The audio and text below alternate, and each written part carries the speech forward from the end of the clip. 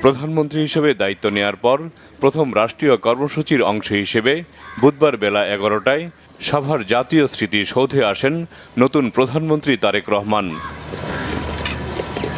এ সময় মহান মুক্তিযুদ্ধে শহীদ জাতির বীর শ্রেষ্ঠ সন্তানদের প্রতি ফুলেল শ্রদ্ধা জানান তিনি।